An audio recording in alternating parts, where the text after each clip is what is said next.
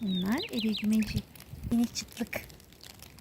Madem biliyor, şimdi onu göstereceğim. Birkaç çeşidi var aynı yerde.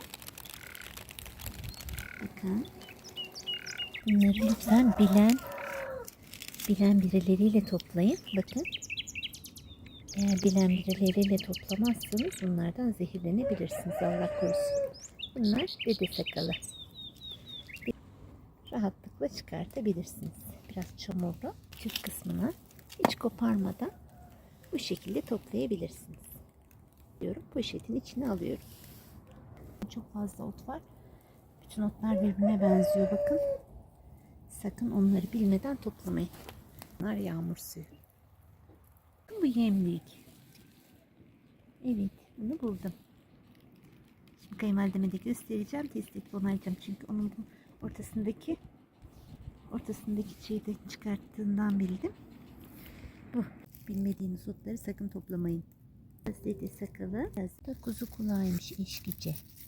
Google amcaya soruyorum bilmediklerimi. Bildiklerimi kayınvalidem bana öğretti zaten. Ben bir madımakla dede sakalını bilirim. Öbür yemlikleri falan karıştırıyorum. Siz de sakın bilmediğiniz otları toplamayın. Çünkü öyle kökünden toplamıyorum ki tekrardan çoğalsın. Şimdi bu sanırım tarla pancarı. Biz ekmiştik bahçeye.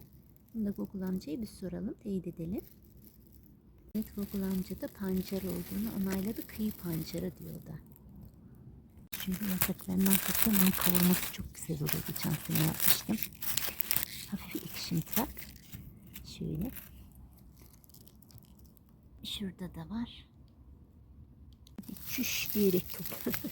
Anneciğim öyle öğretmişti. Çüş diyerek. Bakın burada da bir tane ceviz. Ceviz ağacımızın altına düşmüş bir cevizimiz varmış. Bunu eldiven giyerek toplayabilirsin. Bazılarının ellerine ısınıyor. Benim her tarafım alerji yapıyor. Şöyle salatanın içine bir iki tane alayım. Bu bıçkı. Kayınbabamın, rahmetli kayınbabamın bıçkısı. Benim dokunmayacağım şöyle yine. Şöyle topladım. Bunlar da yine eveleklerimiz. Şöyle bir iki tane alayım salatanın içine. Bunlar zaten çok bereketli oluyor. Bakın dev gibi. Dedemin sakalları. Bakar mısınız güzelliğine? Ben bunları çok seviyorum. Yumurtalı salatası çok güzel oluyor. Ev gümeçleri. Bunların suyunu kaynatıp içiyoruz. Kavuruyoruz. Kavurması çok güzel oluyor. Yumurtalı, bulgurlu. Bakın dev gibiler. Burası öbek öbek. Zamüklü yemlik derler bizde. Öncelikle tam kökünden çıkartalım ki. Bakın güzelliğine. Yağmurun sesine bak, aşka davet ediyor. Bakın bu topladım. Üretli sonra bunlar.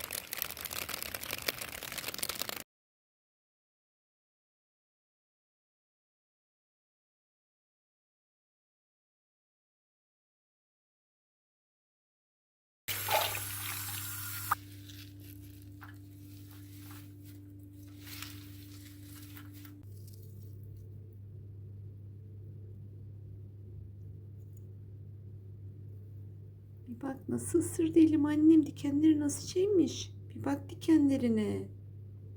Isırdıktan sonra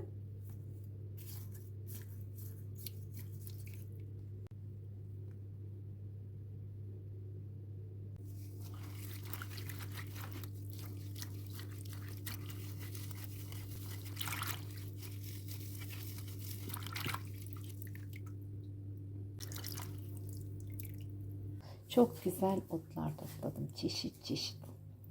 Yemlik, ebegümeci. Toplamanız lazım. Güzelce yıkadım. Döke döke yıkadım. Çünkü çamurlu. Ben bugün salata yapacağım.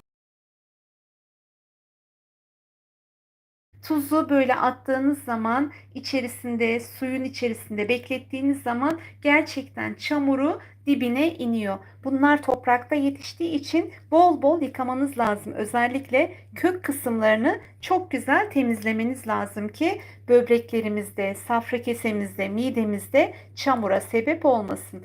Şimdi bunlardan güzel bir salata yapmak istiyorum. Hayırlı Ramazanlar diliyorum. Nasıl geçiyor Ramazanınız? Mübarek olsun.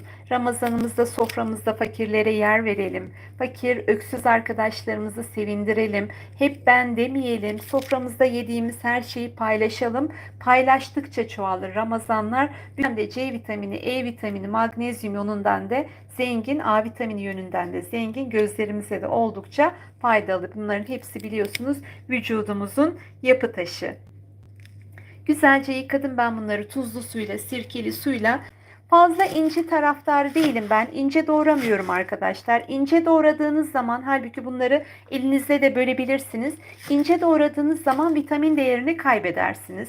Doğrayıp yıkadığınız zaman yine içerisindeki vitamin değerini kaybedersiniz. O yüzden şöyle 3-4 dakika suyun içerisinde bekletip güzelce durulayıp böyle iri iri doğradığınız zaman hem vitamin almış olursunuz, hem doğal beslenmiş olursunuz, hem de sağlığından, şifasından faydalanmış olursunuz arkadaşlar.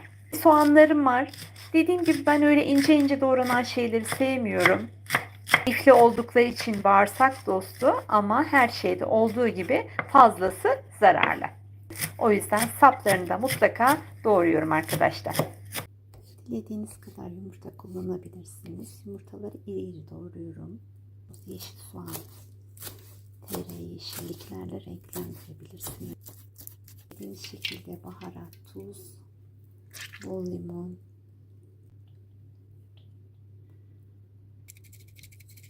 Umarım tarifimi beğenmişsinizdir. Yeni tariflerde görüşmek üzere. Hoşçakalın, mutlu kalın, sağlıklı kalın. Kanalıma abone olmayı, sokak camlarını unutmayın. Bunları da bir bezin üzerinde tamamen kuruduktan ve temizledikten sonra buzdolabında kaldırıyorum.